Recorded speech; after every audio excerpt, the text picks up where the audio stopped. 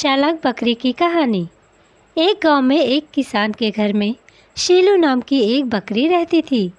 उसके 3 बच्चे थे। अपने बच्चों से बहुत प्यार करती थी, उसका बहुत ख्याल रखती थी। गांव के पास एक बहुत घना जंगल भी था, जिसमें बहुत सारे जंगली जानवर रहते थे। शीलू हमेशा यह सोचकर डरा करती थी कि कहीं उसके बच्चे गलती से भटक कर उस जंगल में ना चले जाएं। इसलिए वह हमेशा अपने बच्चों को समझाया करती थी, यह बहुत ही खतरनाक जंगल है, इसमें कभी मत जाना, क्योंकि वहाँ पर बहुत ही खतरनाक जंगली जानवर रहते हैं। एक दिन उस किसान का बेटा अपने किसी दोस्त से बात कर रहा था और कह रहा था, आजकल जंगल में तो बहुत ही सुंदर हरी हरी घास उगी हुई है। यह बात बकरी का सबसे छोटा बच्चा सुन रहा था और हरी घास को याद करके उस बच्चे ने सोचा, क्यों ना जंगल में जाकर हरी घास का मज़ा लिया जाए। वह बच्चा अपनी माँ द्वारा जंगल के बारे में बताई गई बातों को हरी हरी घास खाने के चक्कर में भूल गया और बाकी बच्चों से छुपकर धीरे धीरे जंगल की ओर चला जाता है। जैसे ही वह जंगल में पहुंचा, उसे रास्ते में 4 सियार मिले और सियार इस बच्चे को देखकर सोचने लगे, आज तो बड़ा मज़ा आ गया, ताज़ा ताज़ा खाने को मिलेगा। यह सोचकर वह चारों सियार बकरी के बच्चे के नज़दीक आने लगे और आपस में बातें करने लगे। आज तो भगवान ने हमारी सुन ली और हमें यह ताज़ा ताज़ा खाना भेजा है। वहीं दूसरी ओर गांव में जब बकरी शीलू ने अपने एक बच्चे को वहां नहीं पाया तो बहुत परेशान हो गई। वह जंगल की ओर अपने बच्चे को ढूंढने के लिए निकल पड़ी। जंगल में कुछ ही दूरी पर जाकर उसे अपना बच्चा दिखा, जो कि सियारों से घिरा हुआ था। यह देखकर शीलू पहले तो घबरा गई, लेकिन फिर जल्द ही उसने खुद को संभाला और अपने बच्चे की जान बचाने के बारे में सोचने लगी। तभी उसके दिमाग में एक चालाकी आई और वह सियारों से कहने लगी, ज़्यादा खुश होने की ज़रूरत नहीं है। तुम्हें क्या लगा मैं अपने बच्चों को यहाँ छोड़कर गई थी? जंगल के राजा शेर ने हम दोनों को यहाँ आने के लिए कहा था और हमारी निगरानी पर इस हाथी को लगवाया हुआ है। बकरी ने एक हाथी की ओर इशारा करके उनसे कुछ ही दूरी पर हाथी खड़ा था।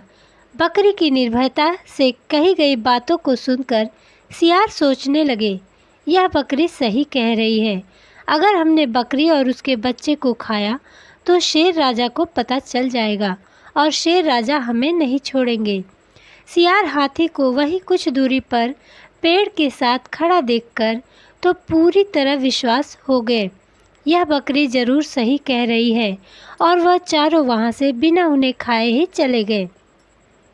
सियारों के जाने से बकरी शीलू को राहत मिली और वह अपने बच्चे के साथ अपने गांव की ओर चल दी।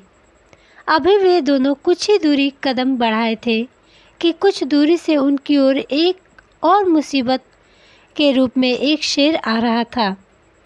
जैसे ही शेर ने बकरी और उसके बच्चे को देखा, शेर कूदकर एक ही छलांग में बकरी और उसके बच्चे के सामने आ गया, जिसे देखकर उसका छोटा बच्चा बहुत घबरा गया और अपनी माँ से चिपक गया। बचने का कोई रास्ता ना देखकर बकरी ने फिर से अपना दिमाग लगाया और शेर से कहने लगी, शेर राजा, अवश्य ही आप हमें खाने की सोच रहे हैं, पर आपकी शेरनी ने तो हमें आपके लिए बचा कर रखना है और कहा है, जब मेरे शेर राजा आएंगे तब वह आपको ताज़ा ताज़ा भोजन भेंट करेंगी। अगर विश्वास ना हो तो उस कौवे से पूछ लो, जो आपकी शेरनी के कहने पर निगरानी रखे हुए है। शेर ने कुछ दूरी पर पेड़ के ऊपर बैठे कौवे को देखा। वह उससे पूछने लगा। उस ओर बढ़ने ही वाला था कि उसके दिमाग में विचार आया, जरूर ही वह बकरी सच बोल रही होगी, क्योंकि एक बकरी मुझ जंगल के राजा से झूठ बोलने की हिम्मत नहीं कर सकती और वह कौवे से बिना पूछे ही वापस मुड़ जाता है। बकरी की कही हुई बातों को सोचकर शेर बहुत खुश हो जाता है और बिना ज़्यादा देर किए चुपचाप अपनी गुफा की ओर चला जाता है। यह सोचकर कि शेरनी मेरे लिए बकरी और बकरी के बच्चों का शिकार करके लाएगी, वह खुशी से भरकर शेरनी के वापस आने का इंतज़ार करने लगता है। शेर के जाने के बाद बकरी और उसका बच्चा फिर अपने गांव की तरफ दौड़ लगा देते हैं, पर अभी जैसे उनकी किस्मत में आज एक और परीक्षा देना बाकी बचा था, इसलिए कुछ दूरी तय करते ही अचानक से उनके सामने शेरनी आ जाती है। शेरनी उन दोनों को देखकर बहुत खुश हो जाती है और वह सोचने लगती है, आज तो इनका शिकार करके शेर को ताज़ा ताज़ा भोजन भेंट करूंगी, जिससे वह खुश हो जाएंगे। यह सोचकर शेरनी जैसे ही उन दोनों के पास पहुंचती है, तभी बकरी उसे देखकर मुस्कुराने लगती है। शीलू बकरी बड़ी निर्भयता से मुस्कुराती हुई उससे कहती है, शेरनी जी, आप अवश्य ही हमें खाने की सोच रही होंगी, पर शेर राजा ने हमें आपके लिए भविष्य की भेंट की तरह संभाल कर रखा छोड़ा है और यह कहा है, आज तो मैं अपनी शेरनी के लिए बहुत ही कोमल और सुंदर हिरन को मारकर ले जा रहा हूँ, लेकिन अगली बार मैं अपनी प्यारी शेरनी के लिए खुद तुम्हें मारकर ले जाऊँगा। कुछ दिन और इस तरह ज़िंदगी की खाई मना लो। आज के खाने में हिरन की बात सुनकर और बकरी को शेर के द्वारा खुद के लिए मारने की इच्छा को शेरनी बहुत खुश हो जाती है और बकरी व उसके बच्चों का शिकार किए बिना ही अपनी गुफा की ओर चली जाती है। उधर शेरनी के जाते ही बकरी अपने बच्चों के साथ गांव की तरफ दौड़ लगा देती है और गांव में जाकर अपने ठिकाने पर पहुंचकर ही सांस लेती है। वह आज अपनी तथा अपने बच्चे की जान बचाने पर बहुत ही खुश थी। शीलू के बाकी दो बच्चे उससे पूछने लगते हैं, माँ, तुम हमें यहाँ छोड़कर अचानक कहाँ चली गई थी?